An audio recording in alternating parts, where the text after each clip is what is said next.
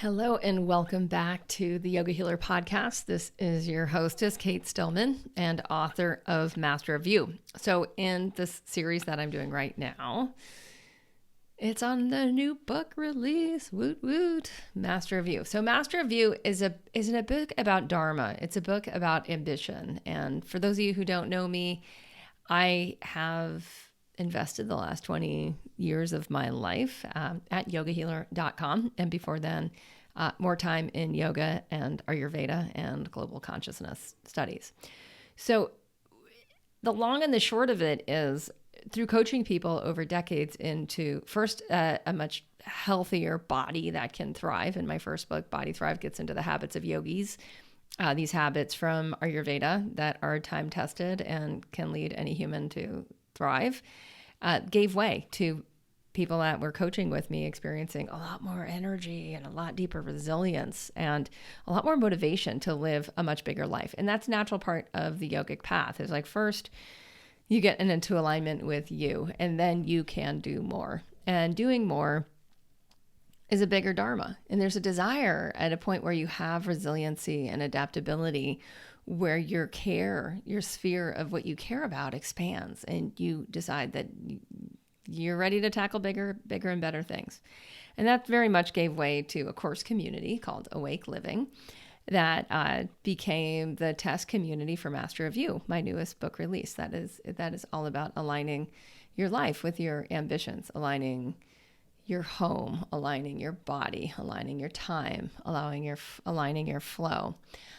And in this episode today, we're getting into aligning your relationships. So if you want to check out the website that goes with the book, it's masterofyou.us, US. Yes. And there's a free workbook that you can find there. I highly recommend you get on and download your free workbook because a lot of the exercises that go element by element right now, we're in water element in this series. We're looking at like, where are you in alignment with a healthy relationship with your dharma, healthy relationship with yourself. And this brings us to water element.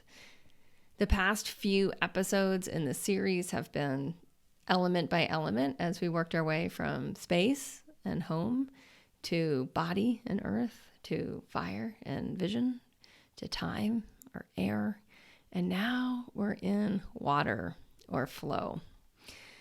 Now, flow and water, it's interesting. This element is so super fascinating because water can be a tidal wave and it can also be the soothing bath, right? All of these things are water.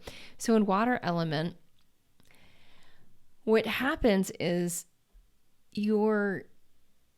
where you're out of integrity with your dream, like where your life and your actions are out of integrity with what you're trying to happen, those get literally churned to the surface. And then what happens is you get to align and take right action. And when you do, what you experience is flow. So the flow state happens because of being willing to look at the shadow. There's a lot and for those unfamiliar with shadow, I'm going to get into what does shadow psychology have to do with Dharma. And what is Dharma? You can listen to that episode. It's a few episodes ago. Okay, so let's talk for a minute about depth psychology, and I'll read directly from the book. To rise to your greater heights, you will first be escorted to your depths, or what depth psychologists describe as the unconscious or semi-conscious mental processes, aka shadows, and their motives, which is often related to what you may have repressed, rejected, denied, or ignored. The original depth psychologists, including Carl Jung, Sigmund Freud, William James, and Pierre Janet, discovered how exploring and processing these underlying motives or patterns is intrinsically healing. Their theories align with the stories of ancient mythology that reveal how befriending and integrating ineffective or unhealthy patterns creates resolution. Roman Emperor Marcus Aurelius nailed the essence of the concept of water concisely in Meditations, where he wrote, "The impediment to action advances action. What stands in the way becomes the way," end quote. Obstacles arise when we take action towards our vision. Less evolved patterns, even dysfunctional patterns, will be exposed. This is the feedback we receive and the demand for transformation that must occur if we are to evolve. If we take the feedback and dissolve the outdated pattern, we break through. Such breakthroughs unlock the passage to actualizing your 3-year vision. That is the power of water. So this chapter on master of flow, master of water, master of integrity. In this chapter, we explore the issues that arise in light of taking action on your vision, what needs to be healed, how to heal what needs to be healed, to integrate the next pieces of your personality required to evolve. This stepping into deeper integrity and emotional evolution leads to fluidity in pursuing your dreams. In water, you'll turn in challenges.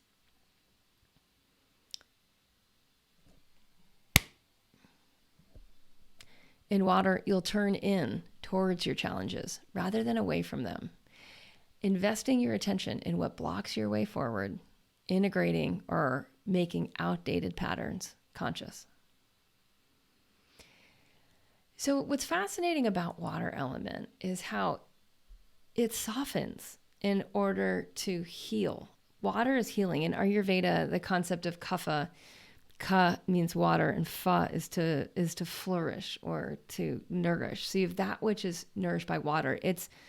Kapha is the force of healing. It's the force of rejuvenation. It's the force of building quality tissue in the body. And it's the force that gives rise to immune health, which enables adaptability and resilience, right? So if we understand that like water is fascinating in many ways, it cleanses and it brings impurities to the surface through churning. And if we understand that it's inherently healing, we can become less afraid of our own shadow.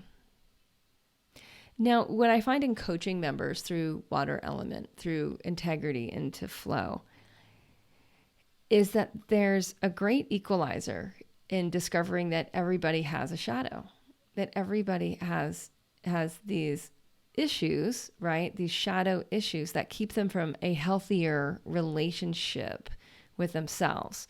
Now, as people step into healthier and healthier relationships with themselves, their other relationships all get healthier. So the key to building healthy relationships in general has everything to do with building healthy relationships with yourself, which has everything to do with embracing water element, embracing that water's nature is to churn that which isn't working up to the surface. And in that process, if you can look at shadow with eyes wide open, you transform in the process and you start to experience shadow work as innately healing. You start to see that like what you say you want to do with your vision and how you're now using time, right? How you've built strategy to use your time in a different way. You see what is working and what's not working. And it's not that what's not working is bad. It's not that it's a problem. It's actually pointing you towards a solution. And that's exactly what Marcus Aurelius meant when he says, what stands in the way becomes the way. I'm going to read a quote from the classic 6th century book, The Tao Te Ching by Lao Tzu. Water is fluid, soft, and yielding, but water will wear away rock, which is rigid and cannot yield. As a rule, whatever is fluid, soft, and yielding will overcome what is rigid and hard. This is another paradox. What is strong, what is soft, is strong.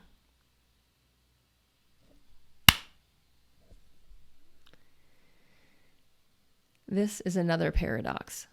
What is soft is strong.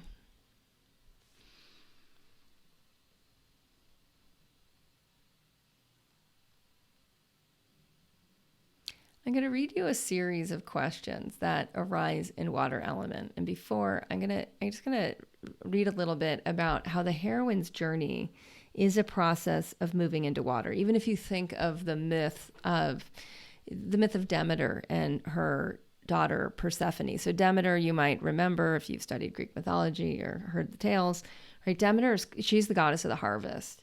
And what happens is the king of the underworld wants her daughter to be his wife. Now, that's basically like, the depth of the sea, the hell, Hades, right? So Hades goes and plucks Persephone and brings her to hell. Now, Demeter is just beyond grief at losing her daughter, and she mourns, and then that becomes winter, right? So what happens is she's so not happy about the situation, and she pleads with Zeus to be able to get Persephone back at least half the year, and she does. And then we have spring and summer because Demeter, mom, big mama, is happy again, and will basically bless the earth with abundance. Now that's all considered the heroine's journey. So the heroine's journey in mythology brings us to hell and back. Anyone who's read the story of Ishtar, it's basically the same story. Ishtar's sister, who's also a goddess. Ishtar is also the queen of heaven and the queen of the harvest. Her sister marries the king of hell, and he dies, and her sister's mourning, Eresh Kagel's mourning, and so Ishtar has to go to the depths of hell and comfort her sister, and then we have winter. Basically, same story.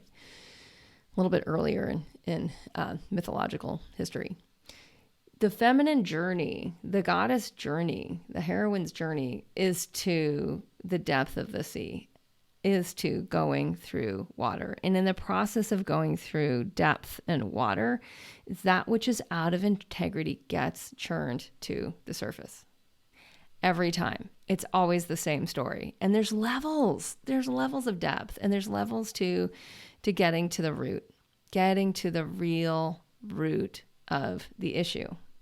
Now, in coaching people through Master of You, which we have a curriculum, it's called Awake Living, and a course where I guide people through the process of doing this. It takes about a year to do one big iteration of, actually 2 iterations of Master of You, one big deep iteration and then a follow-up iteration so you get the hang of the system. Is often in the beginning, people are afraid of their shadow. But with more and more experience, people start to see oh, what's in the way is pointing the way. Okay, I don't have to fear my shadow. I don't have to fear the issues that they're arising. Of course there's issues arising. And it's not just me. It's not so personal. Now, when it becomes less personal, what happens is all your relationships start to get healthier because you realize you're not perfect, and you realize everyone else is not perfect. And you realize that we're all each on a journey, and that we can help each other. We can help each other through the murk. Now, another part of heroine's journey is that it gets dark. Just go deep sea diving and notice the further away you get from the sun by going through water, when you leave air, light changes. When you trade in air for water and you start to go deep, you lose a lot of vision, and you actually get disoriented, and you don't know which way is up. You sometimes don't know who to ask for help, as that also can become occluded. Okay, now I'm going to read from Master of You. Undoubtedly, at some point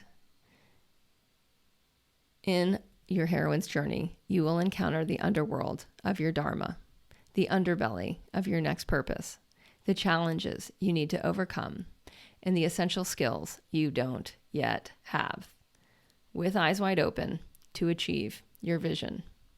When you feel disempowered, caught off guard, or in a territory you didn't enter by choice, and feel like you were swallowed up by a mythological whale, you are in water. Michelle Obama, in her memoir, Becoming, describes what I might call a water moment. The horrible barrage of negative national press in order...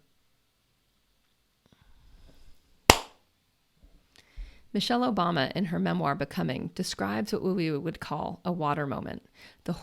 For her, it was a horrible barrage of negative national press in response to speeches she gave to support her husband's campaign. As campaign advisors intervened, she realized that her skills in speaking to smaller crowds actually worked against her with crowds of thousands. While emotionally the experience was humiliating and demoralizing, she adjusted to her circumstance by advocating for her needs for training, resources, and event management on the campaign trail. upping her game into a bigger arena of the public eye. So just to iterate what happened there is when you're stepping into a bigger dharma, and if we look at Michelle Obama's path, like she wasn't dying to be first lady, right? Like she was being called into a much bigger dharma. And she was called or even pulled, right, by the dharma of her husband. And this is how it gets really fascinating with the link between dharma and building healthy relationships. This is often how it works. Like anyone who has parented a child that has certain struggles, certain issues, might notice that like all of a sudden their dharma as a parent expanded dramatically. And I've talked to many parents that have children that are very sick, or have children that are facing just challenges that are so out of the parent's realm of knowing how to handle the situation, or knowing how to show up, or knowing how to be mindful in certain circumstances. And all of a sudden their dharma expands dramatically. So this happens. And when we set intentionally a bigger vision for ourselves, or someone that we're very close with, as in the case of Michelle Obama has, and we're suddenly expanded into a much bigger role, what will happen is we will not have the skills. We won't have the skills to pay the bills. Like we won't have the skills to manage. And then it's how do we respond to that? And so when we look at Michelle's example, she had amazing skills with working with small crowds. Right? But then all of a sudden her dharma became so much bigger. And when it did, she didn't have the skills. She didn't have the skills to have the experience that she was wanting to have, and to have the audience have an experience she wanted them to have. And so what does she do? Like she realizes first after the emotions, and it's so important to understand that the emotions in water element often not the happy ones, right? There can be a sweetness eventually. There can be a calmness. There's the secondary emotions of water element, which are those really amazing positive emotions that give rise to a flow state. But in the lack of that integration, right, in the meanwhile, what happens is humility. And what happens is we can lose our determination. We can feel like we don't have what it takes. That's what demoralizing can mean, is when we really feel like I don't have what it takes. But what she does is this shift into higher level integrity. And when she makes the shift, she finds her root. She finds like the root of the issue, and she finds her power. Now, when you do this in water, when you find the root of it, you reclaim power that you lost, but you actually move your scale of power into greater depth. Now, many of you as yogis know that if you want to rise, you've got to root. If you want to attain great heights, you've got to bend your knees, right? Like if you want to lengthen your spine, start by bending your knees. Start by getting your femur bones back. Like give your hips an anchor to extend your spine. And if you don't do that and you just start to extend your spine, you actually won't be as tall. You won't rise to greater heights. You have to go down to rise up. And so she does that, and she adjusts her circumstances by advocating for her needs. She needed training. She needed resources. She needed event management on the campaign trail. She gets all that. And now she's able to up her game, and she's able to step into a much bigger arena. And what's so cool is she does this before she's actually first lady. So then when she becomes first lady, she's already learned so much along the way that she's able to make so much happen in order for the greater good to come into reality, right? So thank you, Michelle Obama. Thanks for your memoir, Becoming. It's amazing. And thanks for talking about your water moments in there. Now, we often have this assumption that like great people who've done great things haven't dealt with like they're a great pile of shit in themselves. But they have, right? And it's like that willingness to see with eyes wide open, willingness to see like, hey, if I don't have these skills, I don't need to beat myself up. I just need to see what they are. I need to see where clearly are the obstacles, where are the challenges for feeling in themselves, what are the emotions that always come with these types of obstacles, right? And in that, we start to develop self-compassion. Now, with self-compassion, you're like halfway home to the root of the problem. With self-compassion, you see that, okay, it's not just me. Okay, I didn't do anything wrong. I'm actually on track. I'm more on track with than I've ever been because I'm trying to do something great. And this is what was revealed. Can I pause? Can I digest?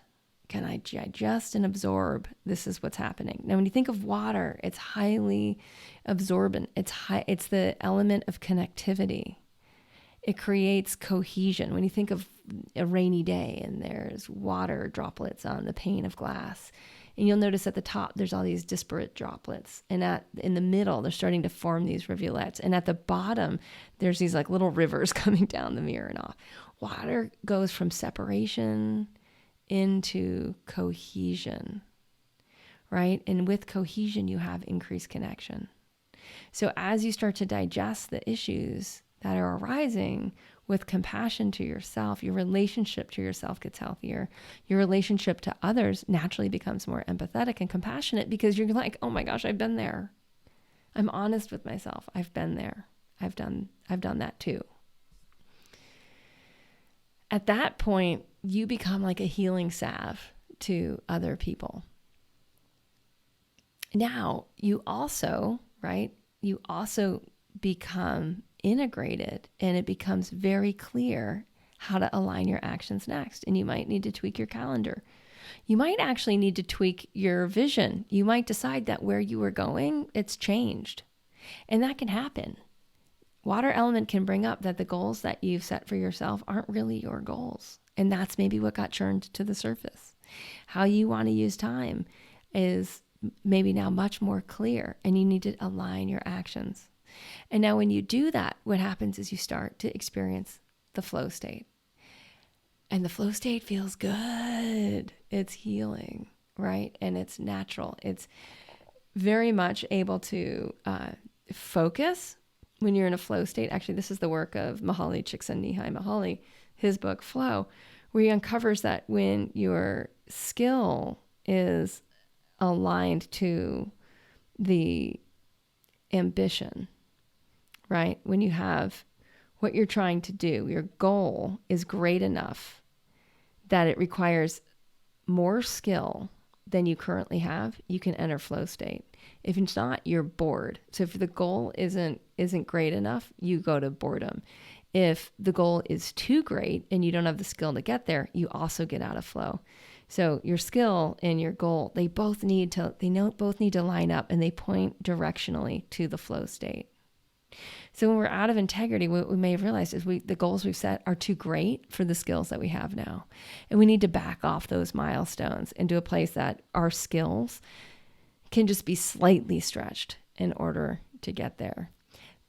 I find time and again, this is how water element works. And when this happens,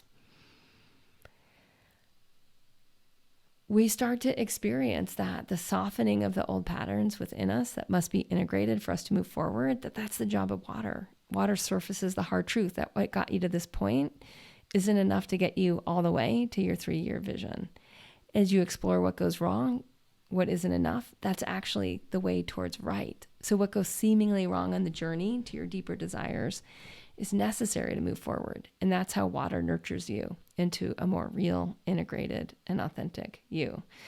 As you reintegrate and realize like, okay, I'm going to need certain skills for real, and I need to do those now. I need to get on that now, because that opens up greater and greater goals, greater and greater possibilities for your next iterations of self.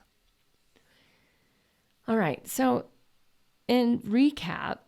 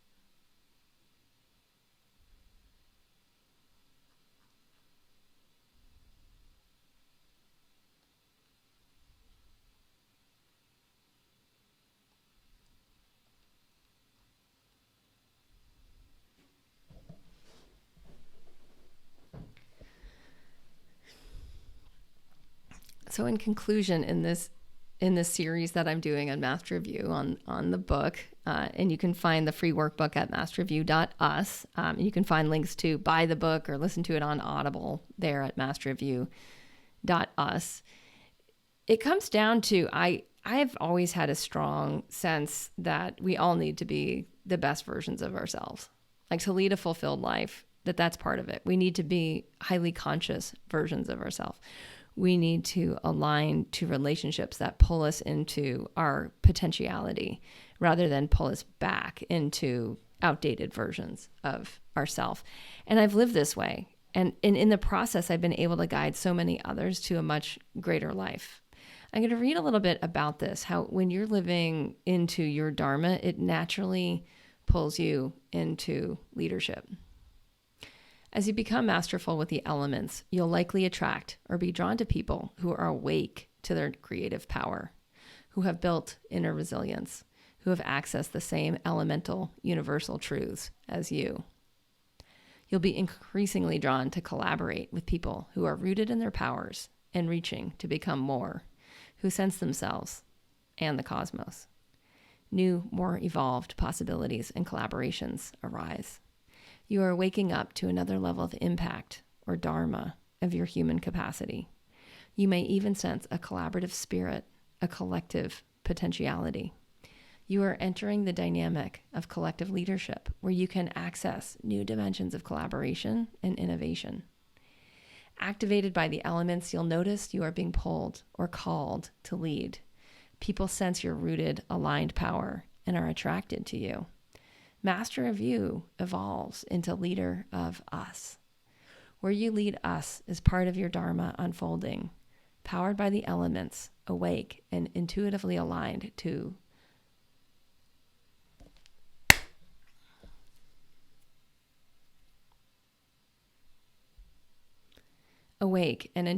attracted to aligned, unique visions and synergistic potentials. Holistic leaders are discovering and experimenting with new ground rules, insights, and exercises that activate collective leadership. How are you being called to lead? Notice that. Like Susan B. Anthony, leading the reform, your community, however grand or small, is calling on you to be and to lead the evolution. By reading this book and doing the work to be self-empowered by the elements, you are part of this collective evolution. You are leading yourself. As a leader, you hold your Dharma, your purpose, even as it expands.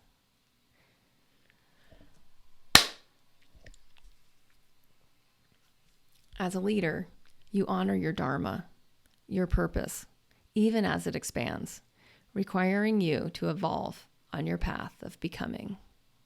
You lead us. So I end the book with this little poem, which I'll read to you now.